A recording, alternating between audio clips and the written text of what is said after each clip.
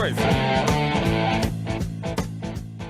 Olá você, bom dia, boa tarde, boa noite, o horário que você estiver nos assistindo.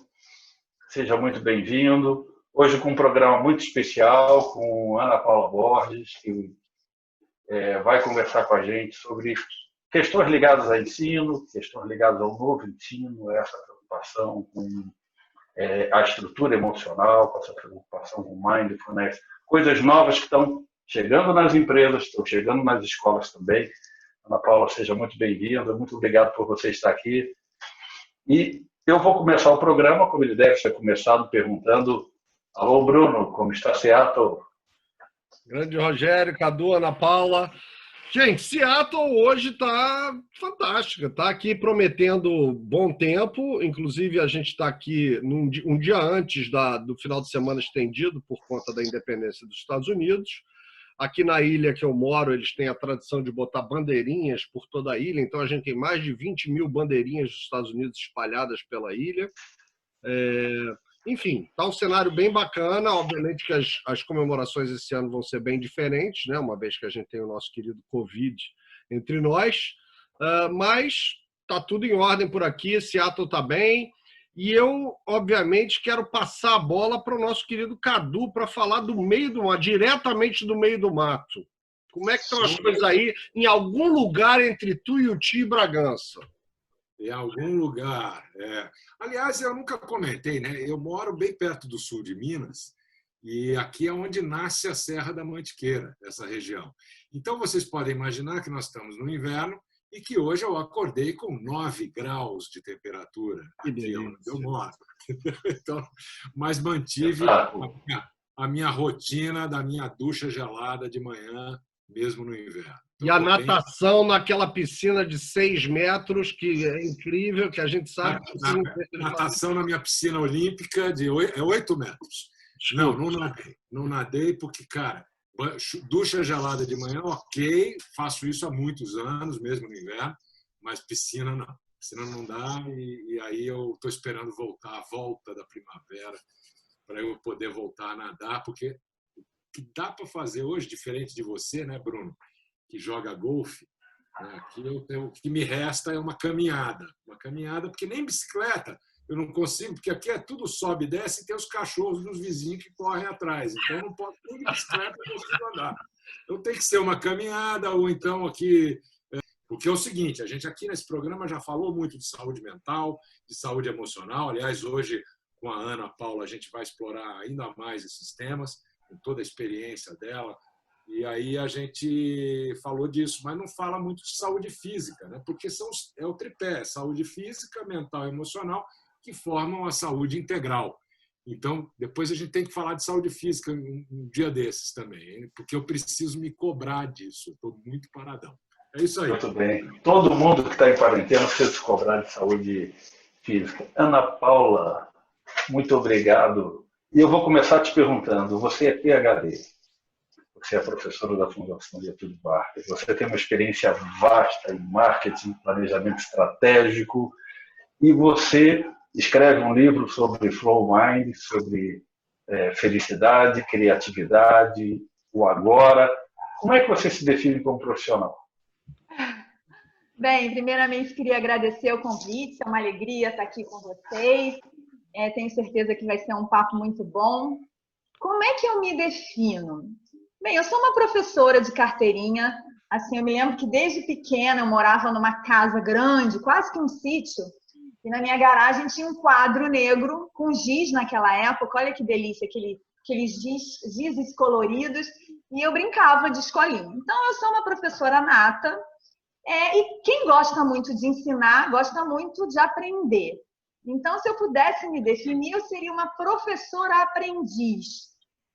Qualquer assunto me interessa, eu sou super curiosa e dependendo do professor, se o professor conseguir aguçar a minha curiosidade, eu vou ficar sentadinha, de ouvidos abertos, prestando atenção no que ele tem para dizer. Então, eu sou do saber. Legal e bastante amplo, né? E esse negócio de ser professora de carteirinha, eu gosto que você se definiu como professora, porque no final das contas, essa é uma profissão que a gente sempre discute no Brasil, né, o quão o professor não é valorizado. E eu acho que nos dias de hoje, com essas coisas todas que a gente está passando, com essas transformações, é muito importante. E é muito importante também, eu prego isso o tempo inteiro, do ponto de vista profissional, porque a gente está nesse caminho aí de ongoing learning. A gente tem que aprender o tempo inteiro, aprender a vida toda. Então, eu queria que você falasse até um pouquinho sobre como é que mudou a sua interação com os alunos ao longo do tempo. Como é que você sente que vem mudando desde o momento que você começou a dar aula até hoje? Como é que isso foi evoluindo? A gente, quando fala de aprendizado, a gente está falando muito mais do processo do outro. O professor, ele, claro, ele ajuda, ele media, ele pode entusiasmar, ele é inspirador, mas o fato é que hoje, né, diferentemente da minha época, quando eu estudava, eu ainda era da época, não sei vocês, mas eu tinha uma enciclopédia em casa, tá? Então, eu tinha Mirador, se não me engano. Então, quando a gente ia para a escola, a gente tinha na figura do professor efetivamente uma fonte de saber. Se eu quisesse saber sobre mitocôndria, se eu quisesse saber sobre célula, ou eu escutava o professor com atenção, ou eu ia ter que fazer uma pesquisa naquele livro. Hoje em dia, quando a gente fala de conteúdo, eu acho que a primeira grande mudança é essa. Hoje o conteúdo está muito disponível. O meu filho, né, ele está no 6º ano, eu compro o livro para ele, mas a forma dele absorver conteúdo é muito no YouTube, nos tutoriais. Então, eu acho que o professor, a dinâmica do professor, né, da sala de aula, do ensino, muda um pouco. Eu acho que hoje o nosso papel é muito mais fazer uma curadoria de conteúdo, né?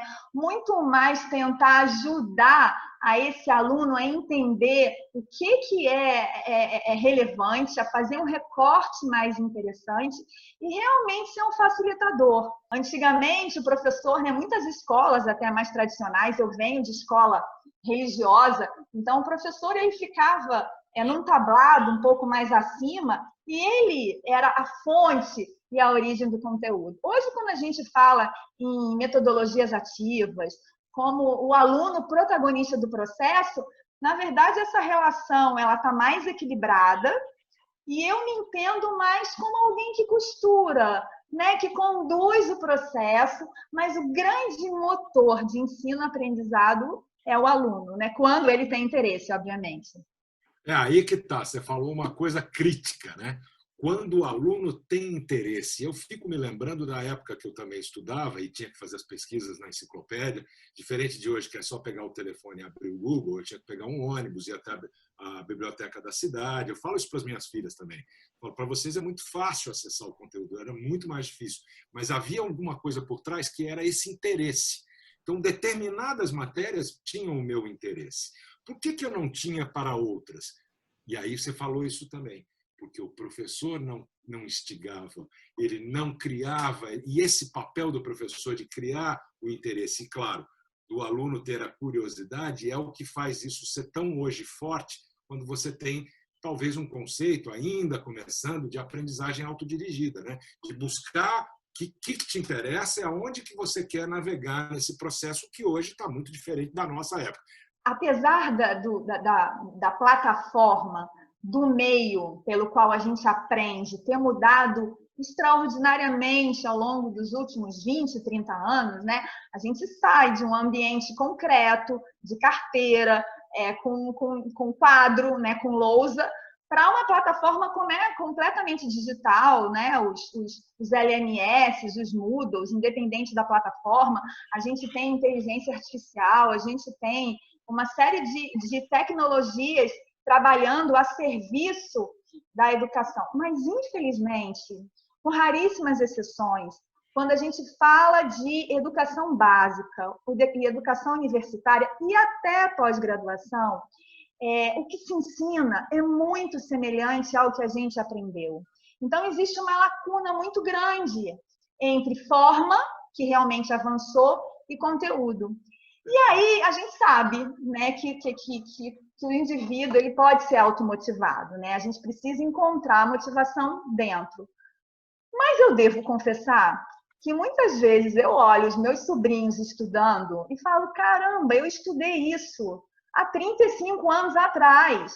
Então, eu acho que essa distância entre o que é conceitual com a prática é um grande desafio e faz com que esses meninos, né, essa geração, esses millennials que já nasceram no digital, realmente achem um saco. É um saco aprender determinadas coisas. Primeiro que os estímulos são, né, se você pegar um professor, por exemplo, que fica parado, com uma voz monotônica, né, e ele, quando está jogando o PlayStation, Fortnite, ele tem milhões de estímulos.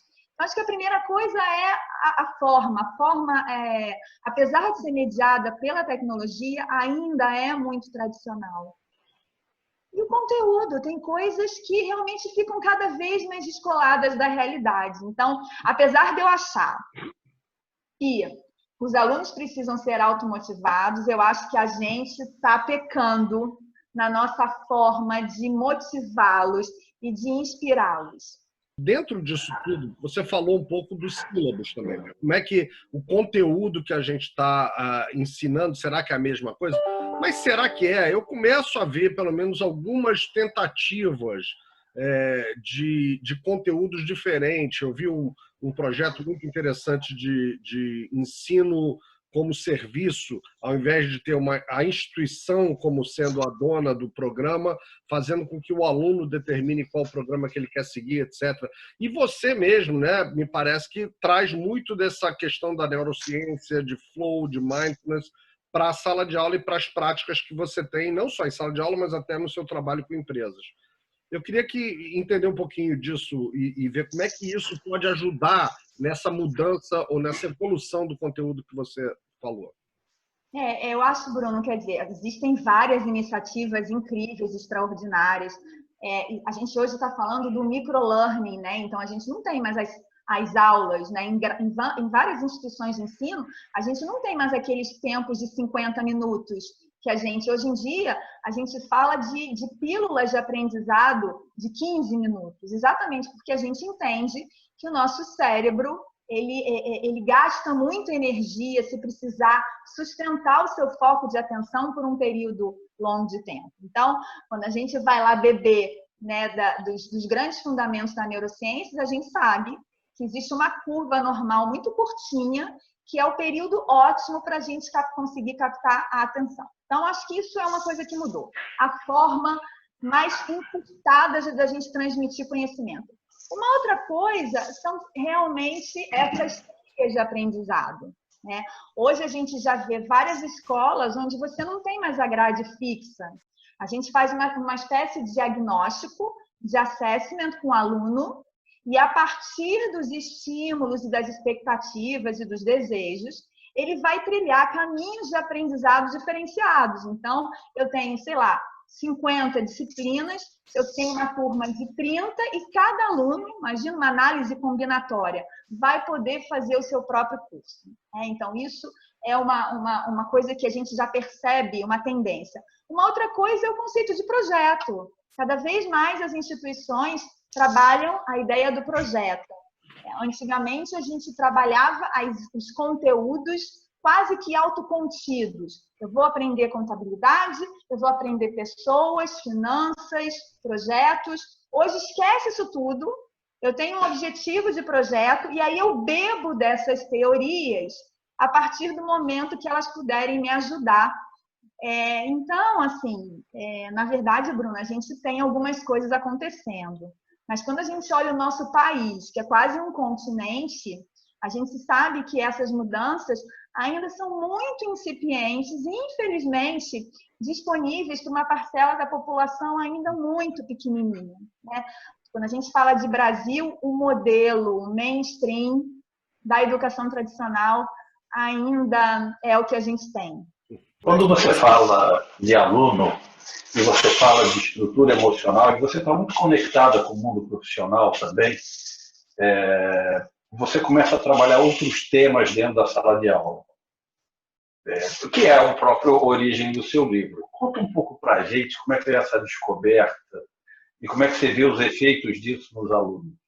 Então, Rogério, na verdade, essa descoberta, ela surgiu de uma história pessoal, né? Eu sempre fui meio CDF, eu sempre fui uma aluna muito certinha. Imagina, filha mais velha, sempre 10, 10, 10. Então, eu sempre gostei muito de estudar. E até os meus 30 anos, eu entendia que se eu conseguisse compreender o mundo a partir de uma perspectiva analítica, eu ia me sentir segura. Quanto mais conhecimento eu adquirisse, mais eu teria possibilidade de entender a realidade, tá? Mas essa estrutura mental, esse mindset, ele foi por ralo abaixo quando eu me vi, por volta dos meus 33 anos, divorciada, com 2 filhos pequenos. Eu tinha pedido demissão um ano antes, eu tinha um cargo de executiva sênior numa indústria farmacêutica.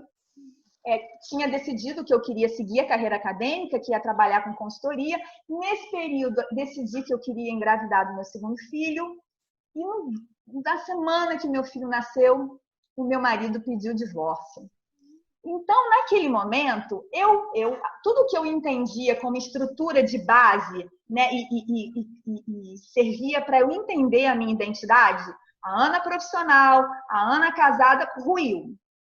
E aí, eu que sempre fui muito forte, falei, eu tô com um problema, mas eu vou usar essa minha biblioteca aqui de conhecimento para tentar encontrar a solução. Né? Que era o que eu vinha fazendo desde que eu me lembrava por gente. Eu tinha 500 mil perguntas, né? Por que aquilo tinha acontecido comigo? O que eu ia fazer no futuro? Meu Deus, como é que eu vou fazer o doutorado agora com uma criança com 4 meses?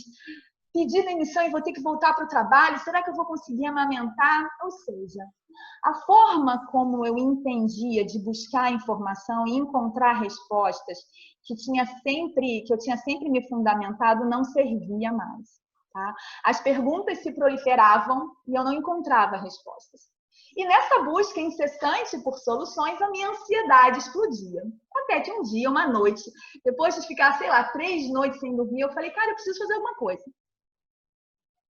Olhei para o relógio, 4h30 da manhã, não preguei o olho, entrei no Google e falei, preciso encontrar alguma coisa para me acalmar. Fui colocando uma série de palavras-chave até que apareceu a palavra meditação, que era uma coisa que nunca tinha me ocorrido. Cliquei, havia um instituto perto da minha casa, na época eu morava no Rio de Janeiro, na Barra da Tijuca, comecei a meditação. E foi ali, Rogério, que o meu entendimento sobre o que é aprender mudou de forma dramática. Por meio da meditação, eu descobri que a gente pode aprender de diversas formas, né? Não só por meio dos livros, não só compartilhando experiências com pessoas que já viveram, mas dentro do nosso próprio ser. Então, quando a gente medita serenamente, reduz as frequências cerebrais, né? Entra lá em estado delta, estado teta, e entra no estado de observador, eu me torno professora de mim mesmo. E aí o Cadu estava falando, né, que quando a gente fala de saúde integral, a gente fala desse sistema, né? O sistema mental, o sistema emocional e o sistema físico.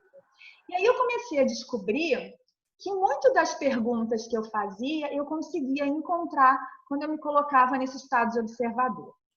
Tá? E aí eu fiquei fascinada. Falei, meu Deus, eu preciso ensinar isso. Imagina, para uma professora aficionada por conhecimento, ter descoberto que bastava eu seguir uma ponte para dentro de mim, que eu tinha acesso a 500 livros. E aí eu comecei a tentar levar isso para o meu ambiente, nas minhas consultorias, na minha sala de aula, mas eu não conseguia. No papo de bar, isso era um assunto até que as pessoas ficavam animadas e achavam interessante. Mas quando eu tentava colocar numa perspectiva um pouco mais formal, né, como uma eletiva, ou como um programa lato sensu de formação executiva, o que eu recebia não, isso é um papo muito diferentão. Eu fiz o meu mestrado, fiz o meu doutorado, eu sou uma pesquisadora, eu tenho que encontrar uma forma de tentar tornar isso que eu descobri um pouco mais palatável. E aí eu comecei a estudar mais fortemente os fundamentos da meditação, comecei a estudar neurociência, comecei a estudar mecânica quântica. Eu falei, olha, se o pessoal quer hard skill, tudo bem, então eu vou começar. E o livro, né, o Flow Mind, foi muito isso, foi uma tentativa de trazer um pouco mais de concretude para essa nova forma de aprender que eu tinha vislumbrado e que eu queria desesperadamente compartilhar com as pessoas. Então, esse processo hoje já existe, não é uma coisa trivial, tanto que eu sou muito mais frequentemente chamada para dar aula e palestra sobre marketing e planejamento estratégico dentro das organizações, né, ou instituições de ensino, do que para falar sobre gestão mental. Mas isso vem crescendo, né? Então, é um trabalho de formiguinha.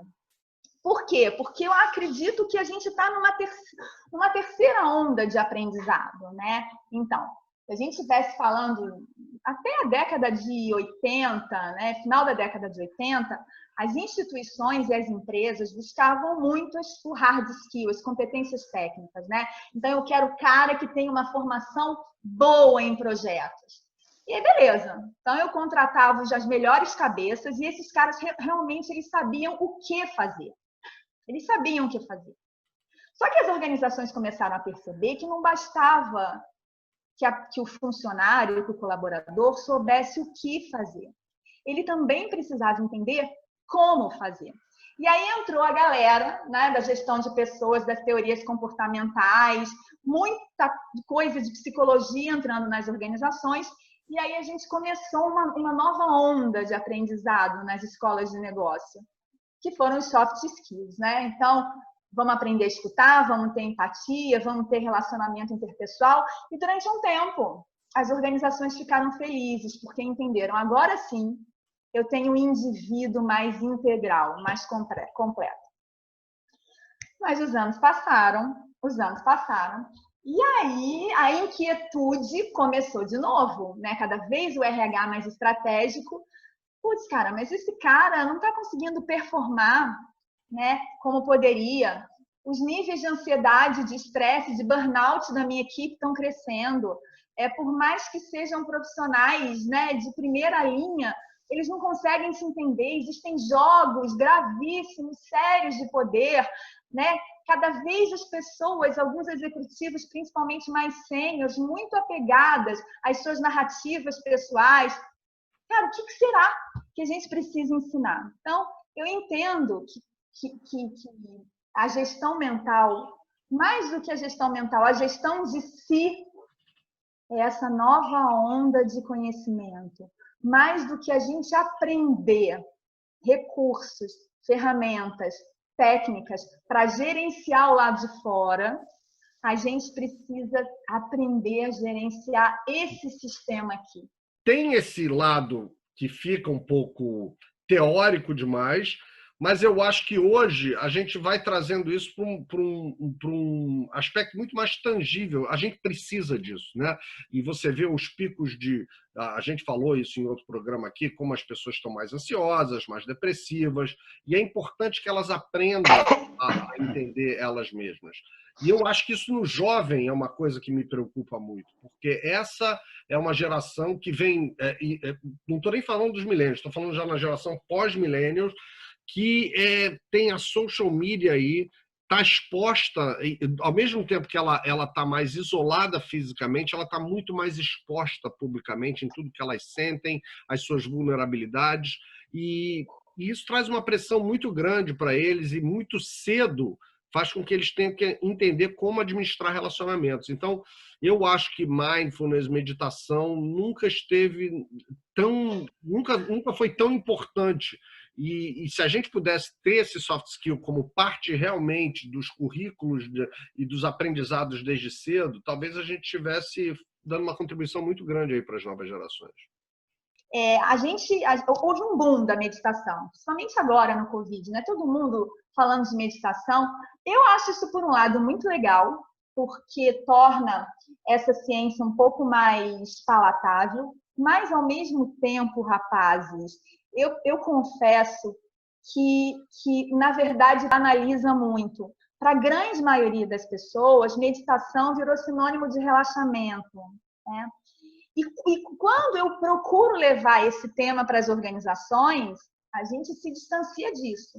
Você vai aprender a reduzir suas frequências cerebrais, ok? Porque está comprovado que um cérebro mais calmo, ele é mais focado, é mais produtivo, é mais criativo e tem uma maior capacidade, né, de enxergar problemas complexos, de usar estruturas de linguagem mais avançadas. Então, a gente que tenta levar isso para a organização tem um outro desafio, que é explicar essa outra perspectiva, um pouco mais cerebral.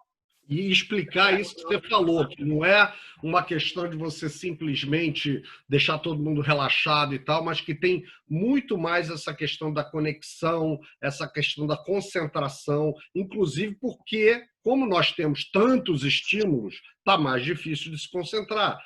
Eu até queria ouvir o Cadu nisso aí, porque isso me recorda muito, Cadu, o programa que a gente teve de Flow, que você falou muito sobre o Flow, né? E para mim isso está muito conectado, né? É o teu livro também, Ana, mas eu acho que o Cadu pode ter um negócio interessante para acrescentar. São duas coisas, né? Primeiro, essa questão da banalização. Eu concordo plenamente. Aliás, nunca foi um conceito muito aceito imediatamente por ninguém e agora provavelmente vai ser aceito por muita gente, mas olhado de uma forma superficial e, enfim, cosmética. Então, a questão, eu acho que a chave é essa mesmo, é dizer o seguinte, é do mindfulness ou da atenção plena ou da meditação para gestão emocional. Eu gosto disso, gestão das suas frequências cerebrais, como é que você se coloca em condição de performance, em condição de cognição máxima, e isso é uma das coisas que eu venho estudando há algum tempo, até eu e a Ana, a gente se conhece por causa disso, a gente conversou, teve alguns papos anteriores a esse programa aqui, falando sobre essa questão do flow. Que o flow, na verdade, ele é a cristalização do processo todo de aquietação mental, de gestão emocional, né, de foco, hiperfoco, baixar a frequência cerebral. Para quê? Para você aumentar a sua performance e para você aumentar a sua aprendizagem, acelerar a sua aprendizagem. Então, eu acho que essa mudança da chave, da embalagem do que é meditação e o benefício dela precisa ser pensado urgentemente. Quer dizer, tem que ter um jeito de fazer as pessoas entenderem que isso não é uma coisa banal, que não é uma coisa que é cosmética, que não é mais uma moda, como foram algumas que a gente já sabe que passaram por aí. E aí eu penso no seguinte, a Ana falou numa coisa muito interessante, que é o seguinte, quando você, ainda mais ela como uma profissional do ensino dessas questões de liderança e de gestão, né? A gente está sempre preocupado em transferir conhecimento técnico, em capacitação técnica. E aí, um líder pode se construir com algumas habilidades que são aprendidas, sim. Né? Tem gente que acredita que o líder nasce líder e tem gente que acredita que o líder pode desenvolver as habilidades. Eu sou desse lado aqui. Eu acho que ele pode desenvolver as habilidades desde que essa questão interior dele esteja resolvida. Né? E aí, o que a gente fica tentando é ensinar técnica e habilidade e esquece que o que a gente tem que ensinar mesmo, que precisa dar acesso às pessoas, é como você muda seu estado de consciência. Não involuntariamente, voluntariamente. Como é que você navega nesse espectro da consciência plena se você tem as ferramentas? O flow é um estado de consciência elevado. E é um estado que traz resultados muito práticos. A McKinsey fez uma pesquisa em 2014 com executivos e entendeu que os executivos em flow aumentam 5 vezes a sua produtividade, isso dá 500% de aumento. Mas a minha pergunta para você é a seguinte. Você falou é a terceira onda, uma nova onda que está se ampliando, a gente está falando mais de espiritualidade, que eu acho que é uma palavra delicada para pôr na mesa, como você disse, mas, ao mesmo tempo, cada vez mais, cada um com a sua fé, tentando trazer um pouco dessa âncora. Né? É uma terceira onda que vai gradualmente, ou, e aí é uma provocação, ou tem que fazer um reboot mesmo, um reset, tem que ter um choque em algum... Não é para todo mundo, mas como vai fazer isso? Bem, a gente está tendo, né? A gente tá vivendo um momento que é um grande reboot, né? Algumas pessoas acho que já entenderam isso, tanto que começou, né, a hashtag novo normal, novo normal, novo normal, porque eu acho que a percepção foi: tem um monte de coisa acontecendo e a nossa forma de experienciar as relações, o trabalho, a escola precisa mudar, mas a perspectiva, para mim, Cadu, ainda continua sendo de fora para dentro, né? Então, teve uma época que a gente ia fazer consultoria nas empresas e até hoje, né? A grande questão é dado, né? Como a gente tem dado, a gente tem uma quantidade enorme de dado, e aí a gente fala de CRM, a gente fala de data science, né? Como a gente pega esses dados, como transforma em informação, como transforma em conhecimento. A gente fala cada vez mais, a gente tem que usar as máquinas, né? Machine learning, deep learning. Será que o futuro, o trabalho como a gente entende, vai mudar? A grande parte dos cargos vão ser substituídos por robôs. Então, assim, se a gente for parar para pensar, nos últimos anos, a fala da performance, né, da aceleração, da capacidade de processamento está muito em voga. Só que não nos ocorre, sei lá, quantas pessoas existem no planeta? 7 bilhões? Não sei, eu não tenho esse número de cabeça. Give or take, é isso aí. O fato existem 7 bilhões de super máquinas extraordinárias, poderosíssimas, que estão sendo subutilizadas. E quando eu falo subutilizadas, eu não gosto nem muito de ligar isso à palavra da produtividade, porque parece uma perspectiva só utilitarista, né? Então a gente vai levar bem-estar na empresa para produzir mais. Não! A gente precisa melhorar a nossa performance para namorar melhor, para ser um pai melhor, para ser um amigo melhor, para trabalhar melhor, para aprender melhor. Então, eu acho que as empresas, de fato, elas ainda não entenderam que o ponto de origem de toda e qualquer experiência nossa é a nossa mente. Então, assim, eu ainda não entendi por que a gente está demorando tanto a levar o ensino, né, da mente para as escolas, para as universidades, para as empresas. E aí, por isso, apesar de eu ser uma instrutora de meditação, eu acho que não é essa palavra. Eu acho que a gente tem que encontrar uma forma de levar essa área de saber para que haja menos resistência. Mas eu confesso, né, Cadu, Rogério, Bruno, que eu não sei que palavra é essa. Porque se a gente fala de gestão emocional, Cadu, que você comentou, isso entra um pouco lá na história de soft skills. Então tá, então agora vamos chamar o pessoal de RH para fazer aqui uma dinâmica, e aí vai ter um abraço. Não é isso que a gente está falando. Você sabe que você está falando, para mim é música para os meus ouvidos, né? Eu fico encantado de ouvir, porque eu acredito fortemente, visceralmente, nisso tudo que você está falando. Tanto que minha conversa com o Rogério ontem ocupou boa parte da nossa manhã, né, Roger? Falando sobre isso, que a questão da capacitação técnica, né, de trazer as pessoas para fazer um trabalho de conexão, de gestão mental, ok, é bacana, mas a gente tem que ir além. O além é esse radical self-inquiry, é olhar, é colocar as pessoas para de fato compartilharem seus medos, suas angústias, onde é que está essa limitação, qual o momento da trajetória de vida dela, aquilo está amarrando ela nesse momento, por que ela não é plena, por que ela não está sendo um pai ou uma mãe melhor, ou namorando melhor, como você falou, não só apenas um profissional melhor, embora a gente passe 70% da nossa vida adulta no trabalho.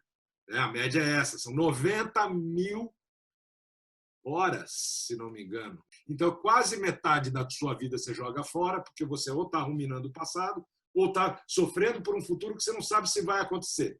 Né? E pouquíssimo aqui no momento presente, que é onde você pode escolher a decisão a ser tomada e não reagir simplesmente. Eu gasto muito mais tempo me preocupando com uma coisa que provavelmente não vai acontecer. Essa é uma responsabilidade do indivíduo ou é uma responsabilidade corporativa? Qual é o objetivo da organização? Por que uma organização existe? Né? Eu imagino, a gente pode beber de várias fontes. Né? O objetivo da organização é prestar um serviço que seja bom para os diversos stakeholders. Uma empresa quer ter lucro, uma empresa quer desenvolver produtos que possam, enfim. Mas, independente da linha, o que ela quer é se expandir, o que ela quer é crescer. Né? Quando a gente fala lá sobre o trinômio missão, visão, valores, ela tem uma perspectiva de médio e longo prazo. E aí ela bebe de recursos estruturais, recursos humanos, recursos financeiros para chegar a um objetivo. Tá? O fato é que existe uma parte dessa equação, que é a principal, que é o indivíduo. O indivíduo.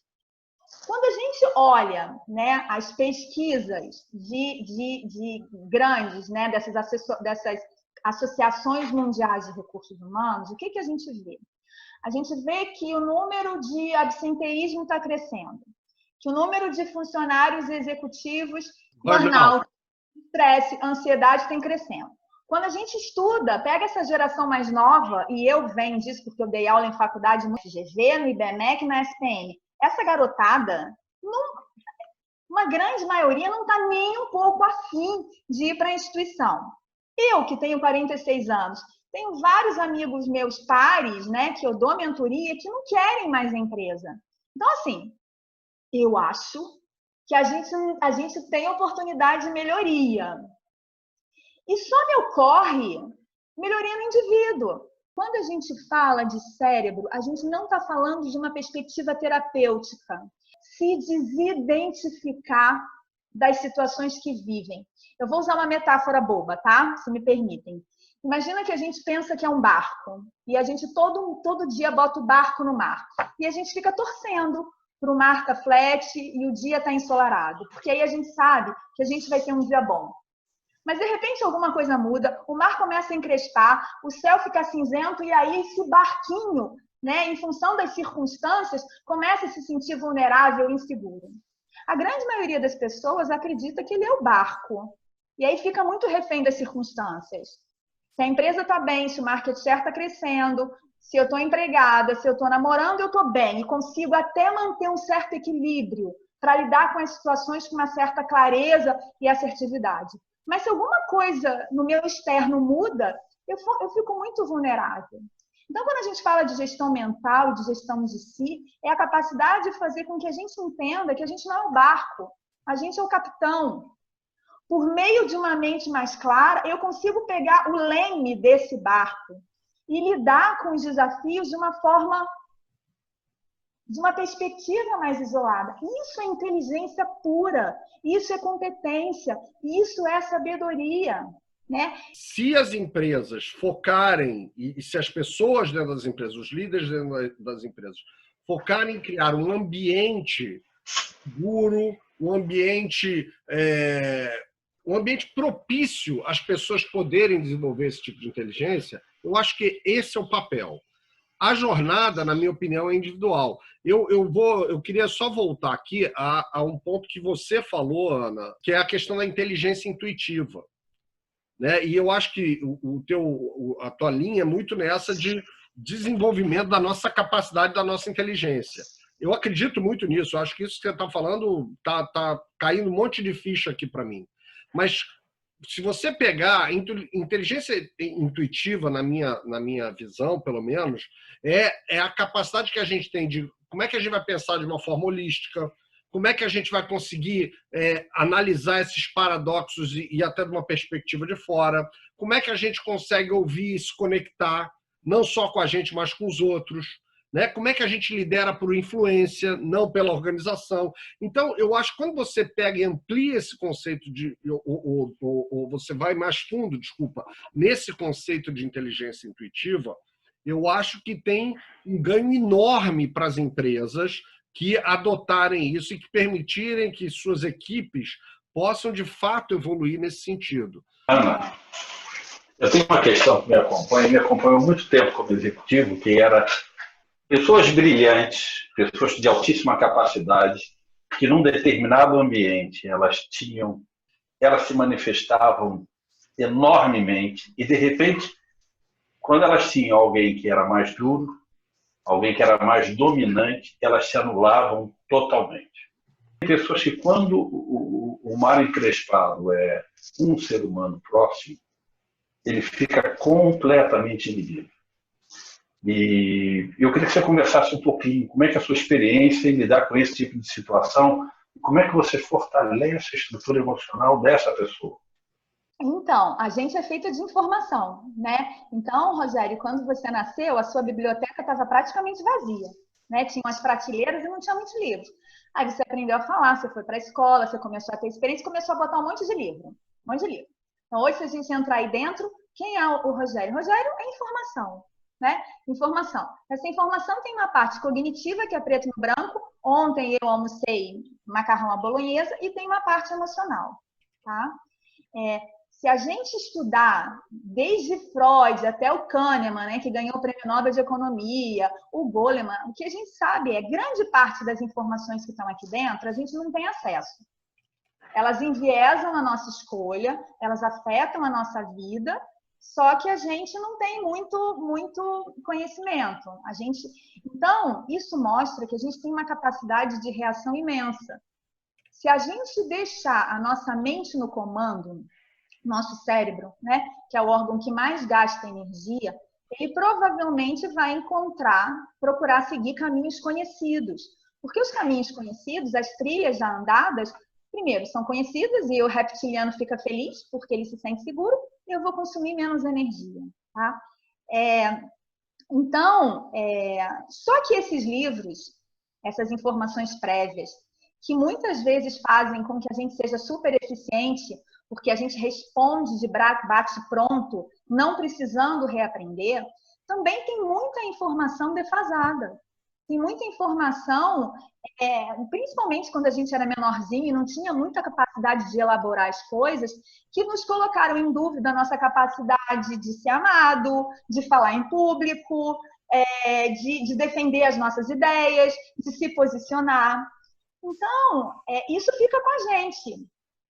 E quando a gente vive uma vida muito tensa e muito estressada, a nossa probabilidade de expulsar o sistema 1 do nosso cérebro, que é esse mais automático, cresce. Então, quando a gente vê esses executivos, eu tenho o prazer e a alegria de fazer mentorias com executivos, né, com C-level. E muitos deles são pessoas extraordinárias, mas muitas vezes, quando estão nesse processo de mentoria para falar da mente, descobrem rincões onde eles se sentem completamente vulneráveis. Né? Então, acho que você me perguntou, como é que a gente faz? Primeira coisa, a gente precisa entender que a gente é informação. Segundo, a gente não pode se identificar com essa informação. Eu não sou o personagem do filme. Eu sou aquele que está na plateia e assisto. Porque quando eu me desidentifico, eu consigo enxergar essa minha biblioteca e falar assim, esse livro é um livro interessante, que me dá liberdade e me ajuda a performar. Esse aqui eu preciso transmutar. Transmutar é uma palavra também meio bicho grilo, né? Então, vamos falar de crença. Eu preciso substituir uma crença. Então, porque quando a gente tem um executivo, que é um executivo extraordinário, mas que eventualmente explode, é completamente reativo e muitas vezes se arrepende, o que está acontecendo dentro do cérebro dele? Ele pegou um livro, que é um padrão neural super arraigado, que quando ele percebe um estímulo, ele detona. Quanto mais a gente achar que eu sou a minha mente, as minhas emoções, e até mesmo as minhas ações, mais eu colo. Mas eu tenho dificuldade de mudar. Então, não sei se eu respondi. Legal que eu ouço isso. Eu vou ouvindo a Ana falar e eu vou me lembrando das minhas leituras no Zen, no Tao, algumas coisas de budismo, coisas que eu estudei de tradições orientais, e é exatamente isso. Quer dizer, quando você percebe que você está separado disso, quer dizer, essa desidentificação ela é fundamental, porque na verdade nós não é o cinema. Eu não estou no filme, né? Quer dizer, eu preciso criar esse distanciamento. Então eu gostei muito de ouvir essa história. E eu queria lembrar, pegar uma coisa que o Bruno falou e complementar dessas experiências que a Ana comentou. O Bruno falou, pô, mas e na escola tem algum negócio do mindfulness, a meditação é tão importante? Então eu fui pesquisar enquanto vocês estavam falando aqui. Eu achei uma coisa que eu queria dividir com vocês. Eu assisti um filme há uns 3 anos atrás, eu acho, 2 anos atrás, mais ou menos, e chama-se Insae, que é uma palavra islandesa. Eu vou explicar o filme mais rapidinho, mas para dizer, existem algumas iniciativas já em escolas, em jardim da infância, para trabalhar meditação e mindfulness. Porque, para mim, isso devia ser default, padrão, obrigatório. O cara tem 2 matérias que não tem na escola, né?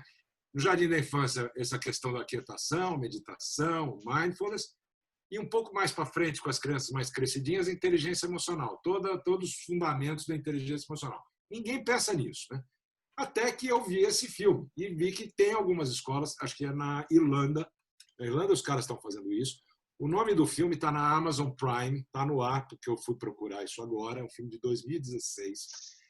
É O Poder da Intuição, que vem junto com aquilo que o Bruno falou e que a Ana estava mencionando, da questão da inteligência intuitiva. O filme é inteiro sobre isso. Então, fica a dica aqui para todos nós. Eu vou rever o filme, a gente vai botar o pessoal aqui. O Poder da Intuição, uma história de pesquisa da alma, ciência, natureza e criatividade. Nos leva a uma viagem global, então realmente eu lembro que eles foram para os Estados Unidos, vários países da Europa, para descobrir a arte de nos conectarmos com o eu interior no mundo atual de distração e estresse. É o que nós estamos falando aqui, não é? É porque assim, o que a intuição faz? Permite que eu enxergue o todo. A gente ainda está muito no paradigma das caixinhas, né? Assim. Então, isso está separado disso, é tudo muito autocontido. Só que quando a gente vive uma realidade como essa que a gente está vivendo, que nos falta elementos, que eu não consigo fazer conexão, que eu não consigo conseguir enxergar correlações de causa e efeito óbvias, como é que eu faço? Então, a intuição é a capacidade de eu enxergar de uma forma mais ampla e conseguindo correlacionar elementos que muitas vezes não estão visíveis. Então, é como se a gente tivesse a oportunidade de olhar com uma grande angular. A gente foi estudar alguns grandes líderes, né, nas suas bibliografias, eles falam que em muitos momentos, né, da sua vida pessoal e na vida de negócio, eles não tinham a menor ideia do que fazer. Não tinham a menor ideia do que fazer. Aí eles pedem arrego, chega, não cansei, arrego, a mente descansa. Essa é uma expressão que entregou toda a carioquice, né? Pede arrego, não usa há muito tempo, vai fundo. A gente pede arrego, a mente sai de cena e aí eu tenho um insight, eu tenho um eureka. Do ponto de vista cerebral é como se a gente tivesse atingido as ondas gama. Isso que a Ana falou é fundamental. Você não consegue essa tranquilidade, vai ficar no arrego mesmo, se você não... Né, isso faz parte da conversa que eu tive com o Rogério ontem, a gente falou disso. Quer dizer, o líder ele precisa encontrar o espaço e os pares para dizer que ele não é ele só que está sofrendo com isso. Ele tem gente que pensa como ele, que vive como ele, que está sofrendo a mesma coisa. Esses caras precisam se ver, se conversar, se apoiar. De uma certa forma, eu acho que nos cabe a todos nós aqui, que trabalhamos com gestão de pessoas, com desenvolvimento humano, criar espaços para isso. Ana, eu tenho um dever institucional aqui muito chato, que é o de encerrar o programa.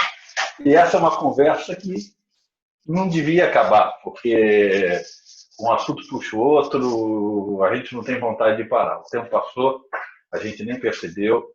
E eu queria terminar com uma última pergunta para você, e que talvez você possa explicar com tudo isso que você contou para a gente. Você, uma mulher com doutorado, carreira sólida no Brasil, você sai do Brasil e muda para Portugal.